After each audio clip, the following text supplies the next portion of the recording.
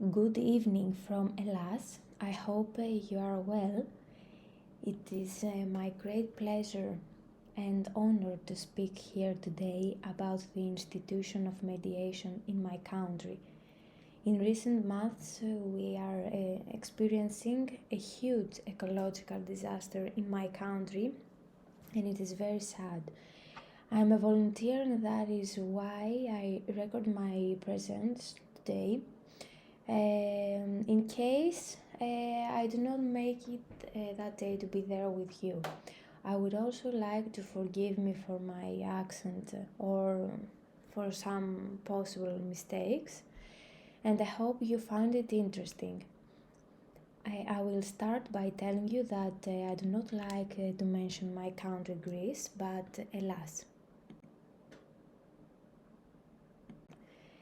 So, Hellas is a country who, according to official estimates by the European Statistical Office, the population of the country on 1st January 2020 is estimated at 10,691,204. It is also located in southeastern Europe at the southern tip of the Balkan Peninsula. The ancient Hellenes are the cornerstone of world culture since democracy and philosophy, Olympic Games, drama, tragedy and comedy were born in ancient Hellas. Also, the culture of mediation was really popular, but not with this term.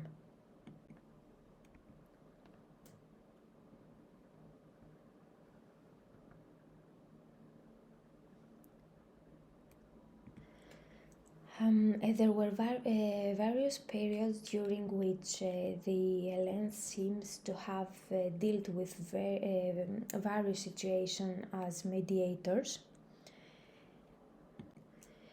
In a nutshell, these are Minoans, archaic period, Socrates, classical period, Christian church during the Roman period in Hellas, Byzantine period, post-Byzantine Hellas in the Venetian occupied parts of Hellas, and now I will tell you some details about each period. First was Minoan. Historians claim that the administration of justice by persons of prestige began in Hellas as early as the first prehistoric periods. Strabo, Diodorus, and Echios mentioned that already from the Minoan era in Crete there was law and customs which were attributed to King Minos, which continued to be applied long after the abolition of the monarchy. Minos is mentioned in many sources as a king, a judge, and a legislator. Sometimes he judged himself, and other times he sent for this purpose his brother Rhadamanthys as his supervisor for the administration of justice, as Homer characteristically mentions in the Odyssey. After that archaic period, in the archaic era, there were conciliators. The conciliator proposed to the parties compromise solutions, and the arbitrator, elected judge or arbitrator, judged their cases and issued a decision.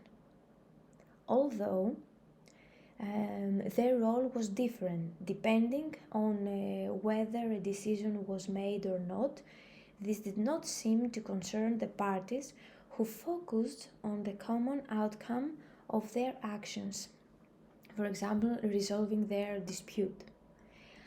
At that time, arbitration and conciliation were often confused and identified or only vaguely differentiated, in contrast to their current clear differentiation.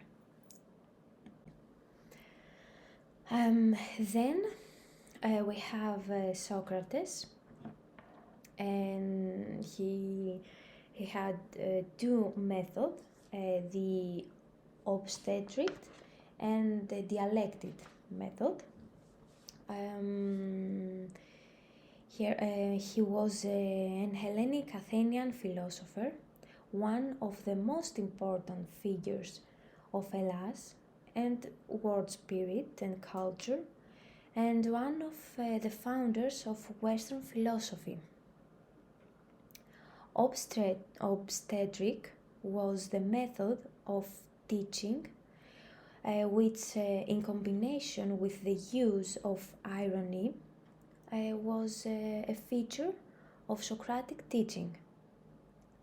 According to this method, during his discussions, Socrates, pretending not to be completely ignorant of the subject he was discussing each time, he was trying to extract the truth from his interlocutor through questions. Essentially, Socrates took on the role of consciousness, and through his process of questions and answers created a spirit of dialogue in the debate. The interlocutor answering these questions came to a conclusion, in fact for Socrates, on his own. The conclusion was not what Socrates had understood, but it was the interlocutors. The method was called obstetrics because, just as the midwife is a profession done by Finaretti, and Finaretti was Socrates' mother. So, just as the midwife gives birth to the newborn, so Socrates, or the interlocutor, who takes on the role of consciousness, extracts the truth from his interlocutor. It is characteristic that Socrates, in the Platonic dialogues, does not decide himself in advance. He does not quote a theory or point of view from the beginning.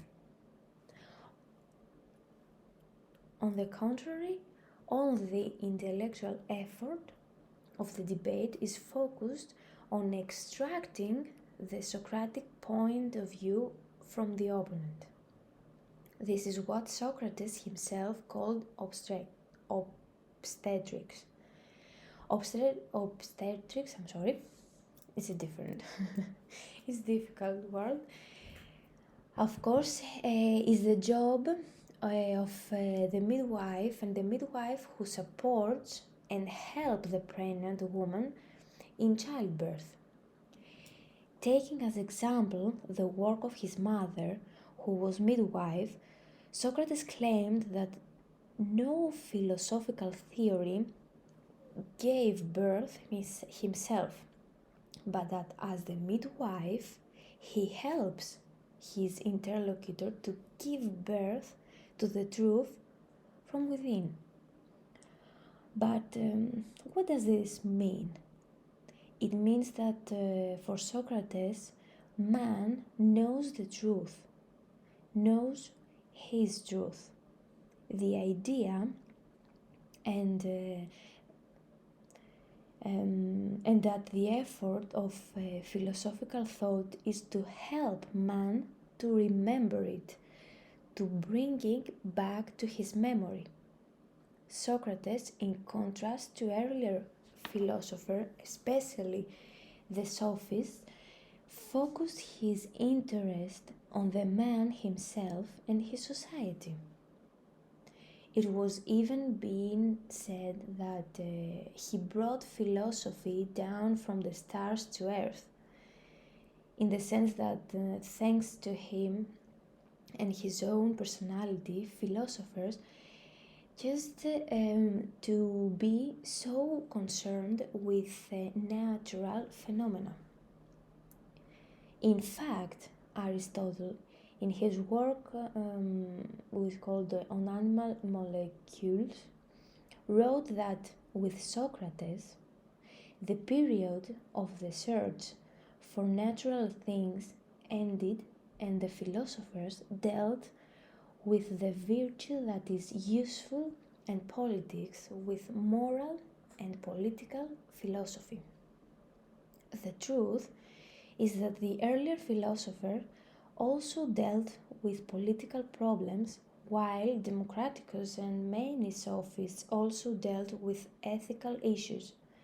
But Socrates is the one who turned his philosophical thinking exclusively to such matters. So the reason that Socrates'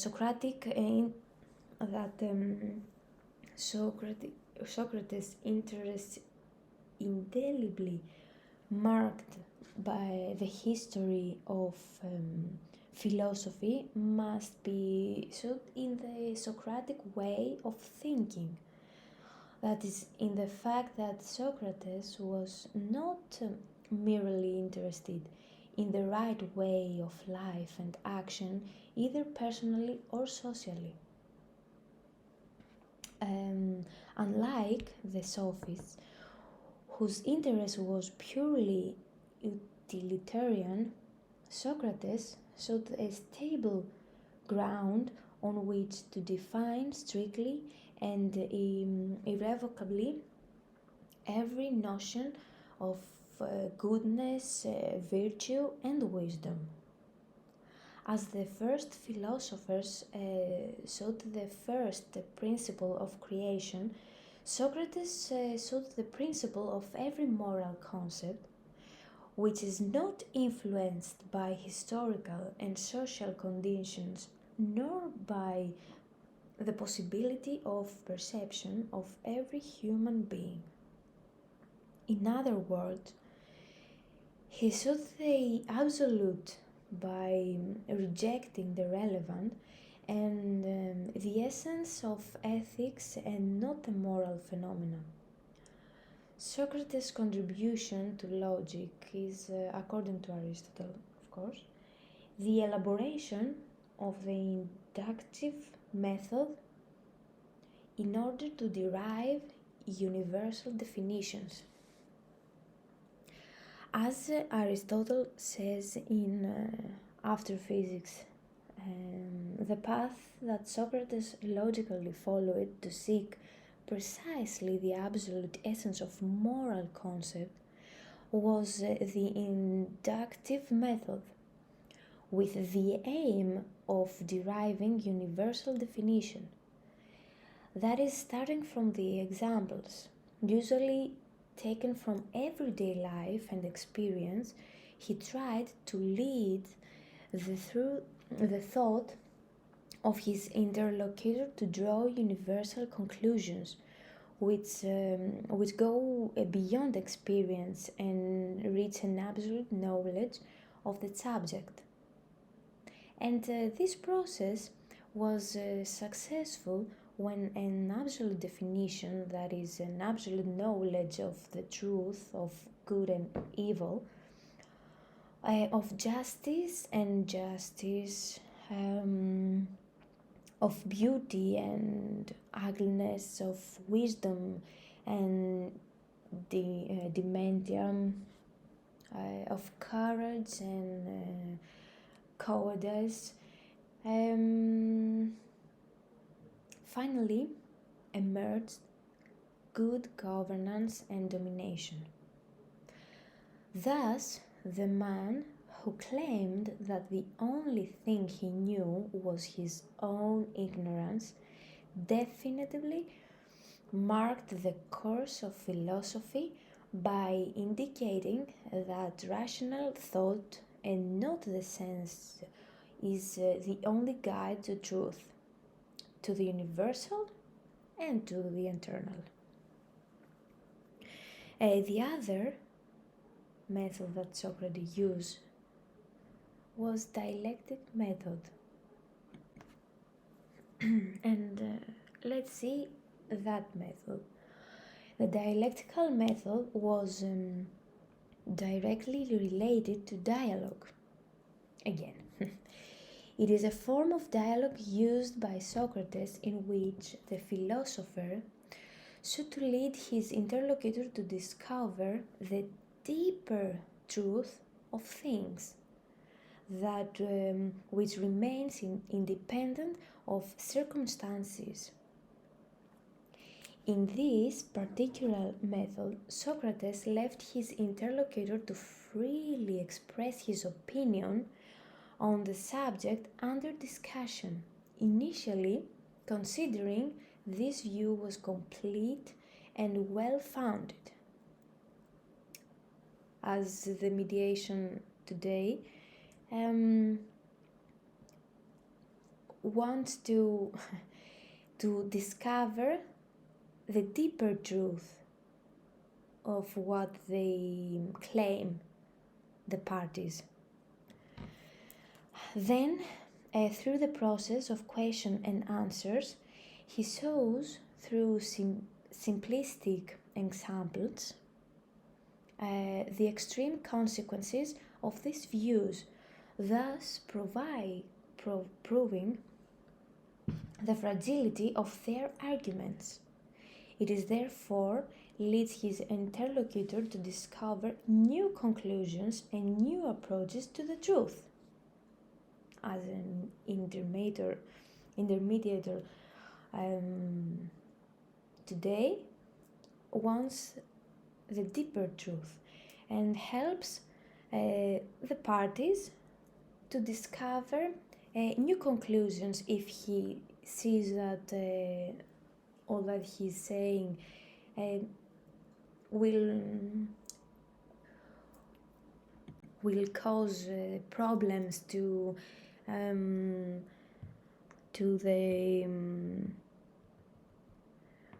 the agreement. If he believes that they are not feasible, mediator wants an agreement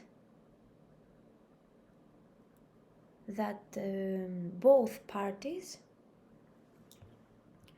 will be faithful.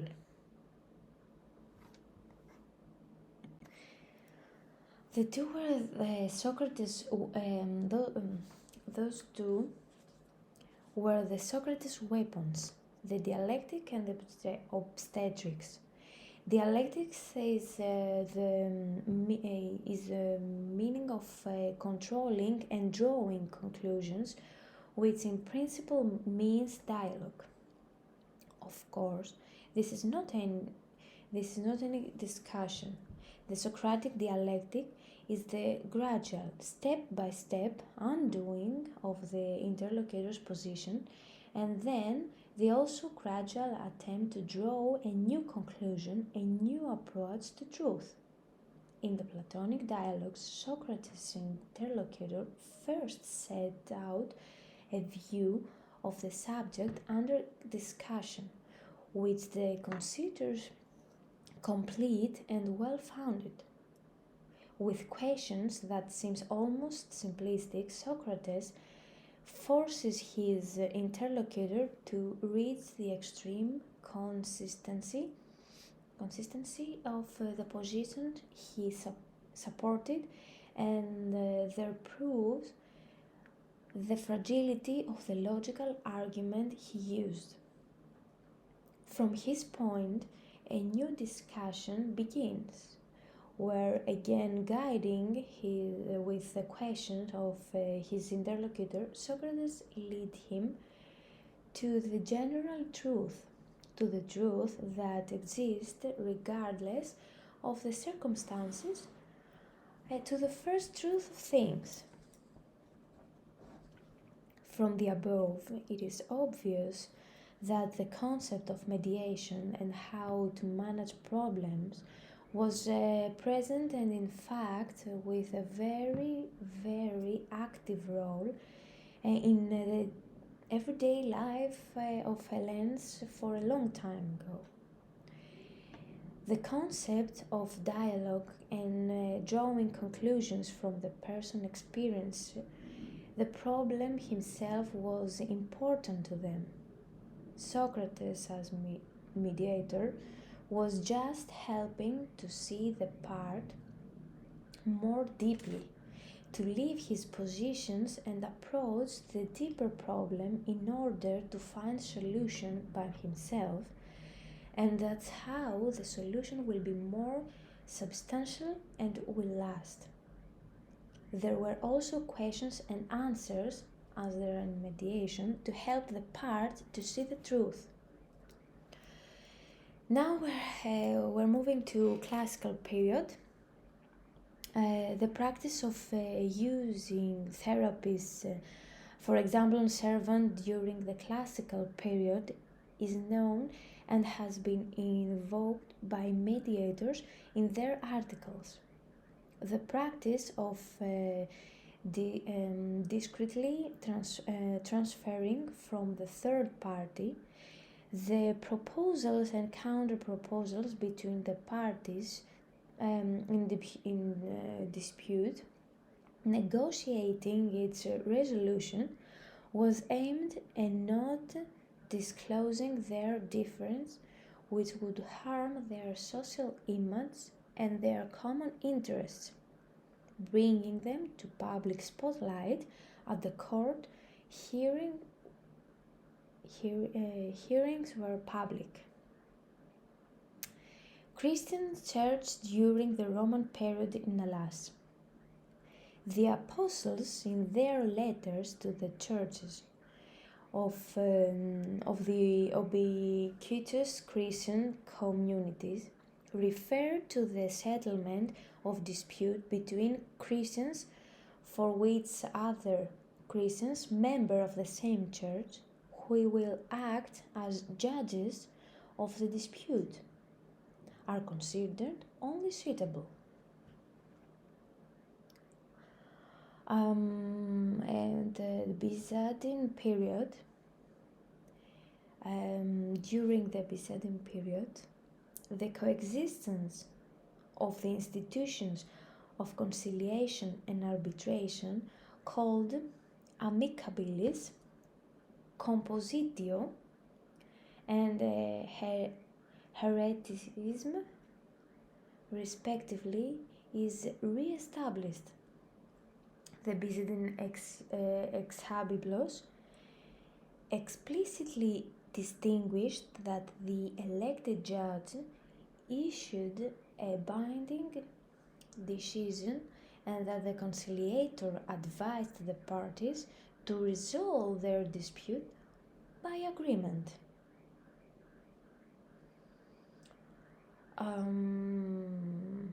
Then we're going to post-Byzantine Hellas in the Venetian-occupied parts of Hellas.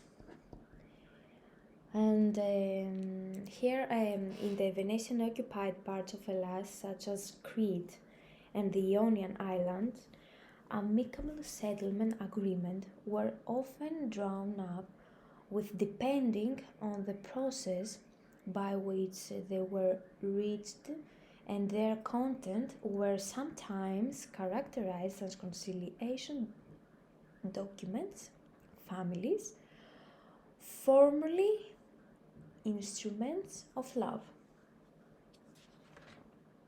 In Crete, which is an island of Hellas, more specifically, there was the institution of Shasm. Although illiteracy was almost universal in the villages, and of course there were wild, more primitive instincts in many people. Some of them tried to teach their children manners and make them more civilized. The societies themselves featured people who undertook the mediating disputes, the sasmos, called in Greek. In addition to conciliators, they were also called mediators. The compromiser managed to, we can say, shake things up, as he was altruistic and philanthropic, but at the same time a man with a strong personality and respect accepted by all.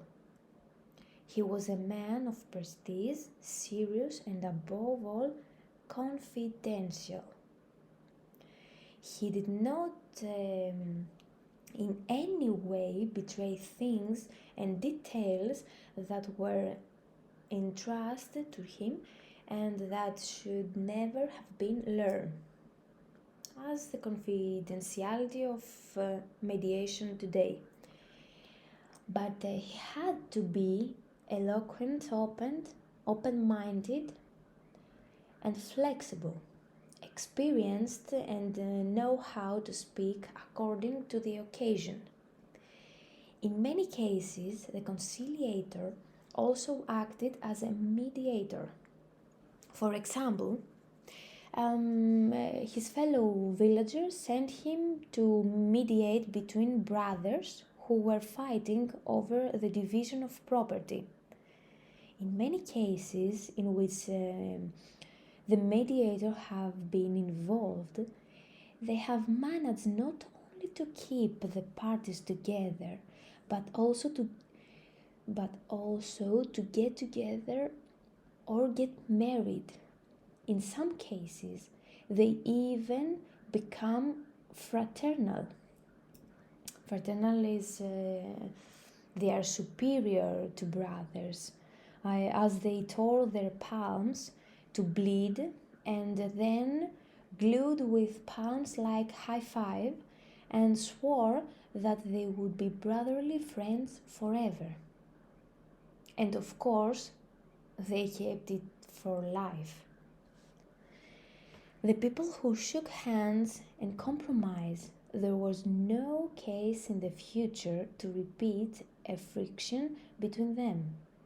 If anyone happened to break the agreement, the whole village would disapprove him. The local community expel him from society and marginalize him. Also in Crete, there are the vendettas.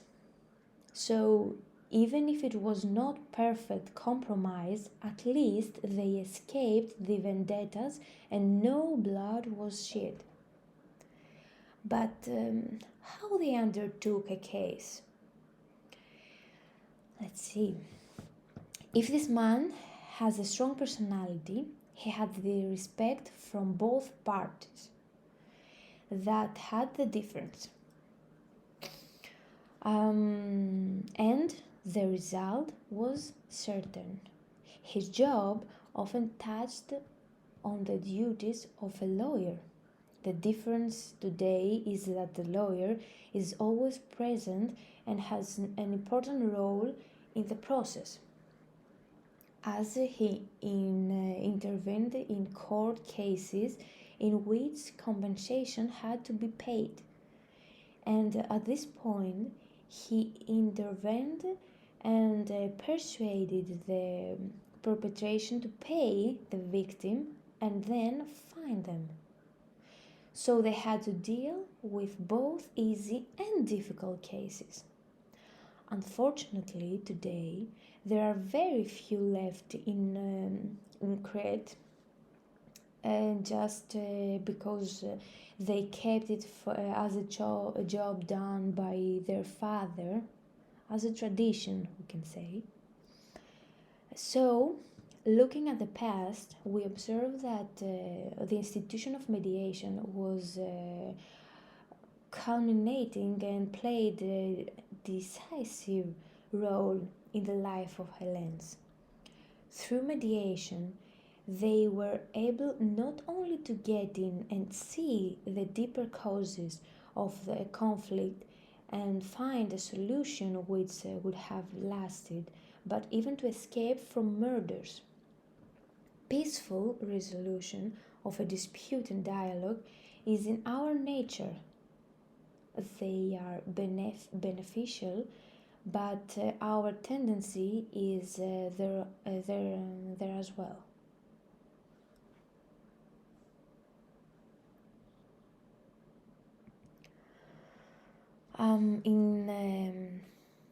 In Hellas, mediation was introduced in our domestic legislation as an alternative way of resolving civil and commercial cross-border and inter-border dispute with Law 3898 and 16 December 2011. In civil and commercial affairs, as well as the further harmonization of the Hellenic legislation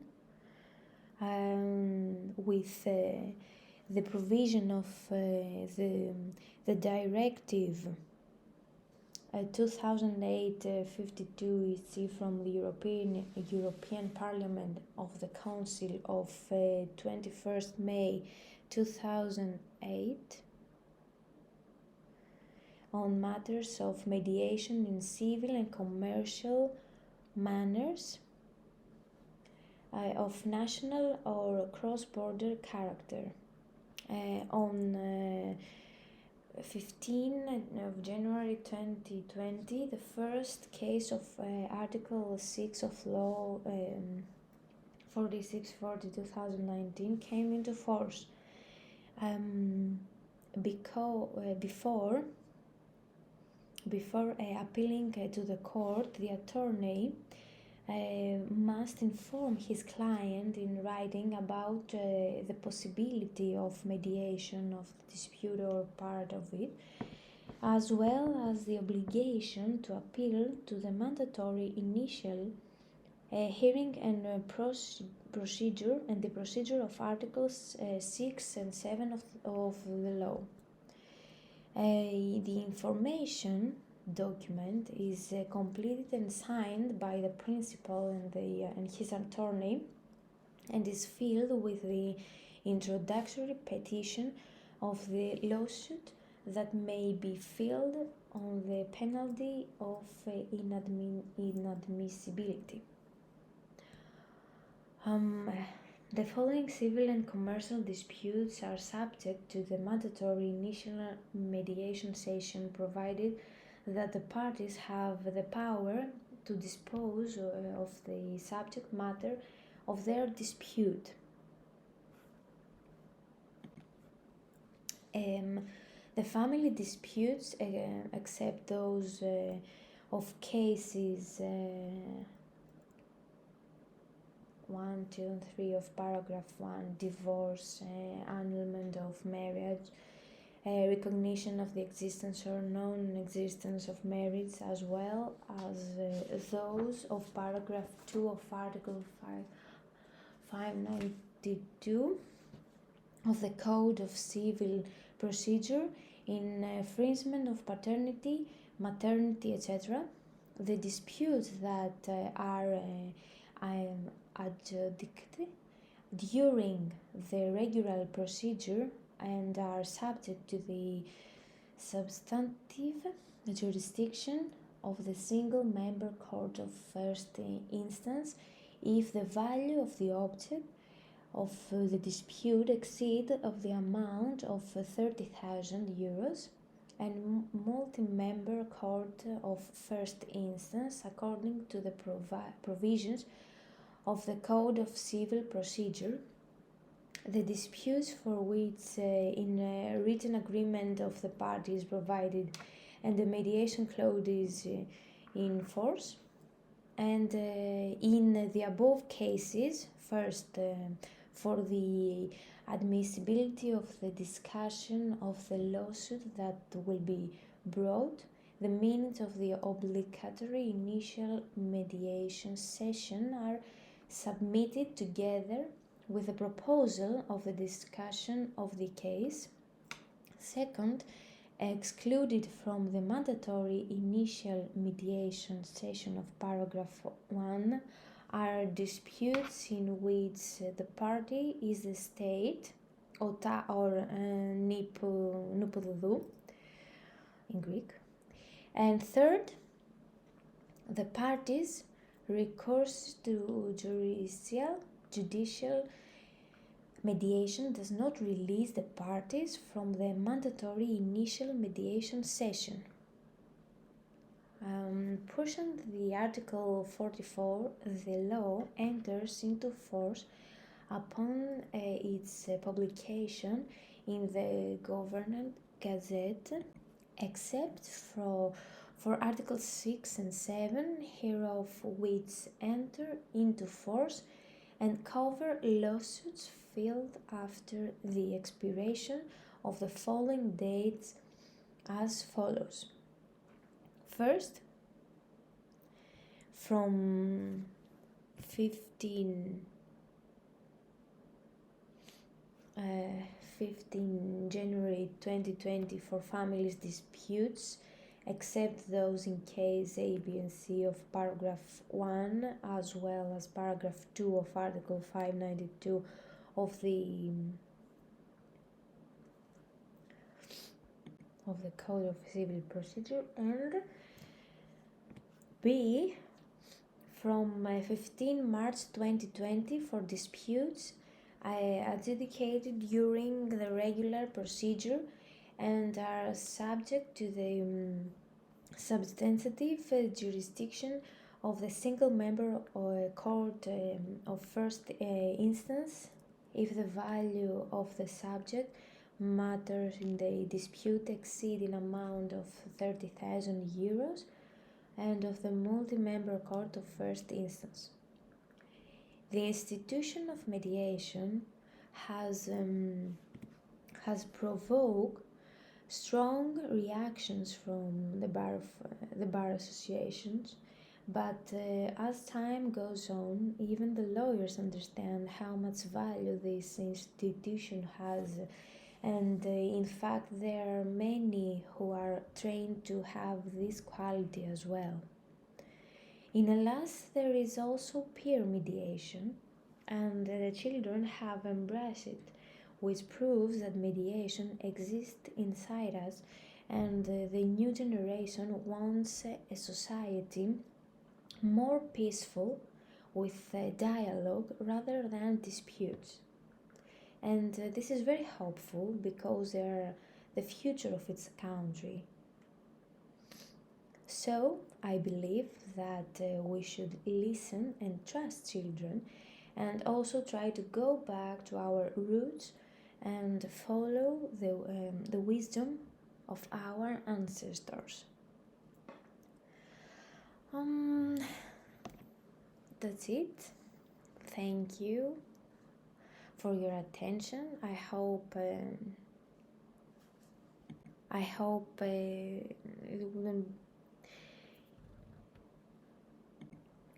you are not tired for my presentation, and that you found it interesting. And if you have any questions, you can send me an email and I will answer. And I hope I can make it and be there, and this recording be unnecessary. But in case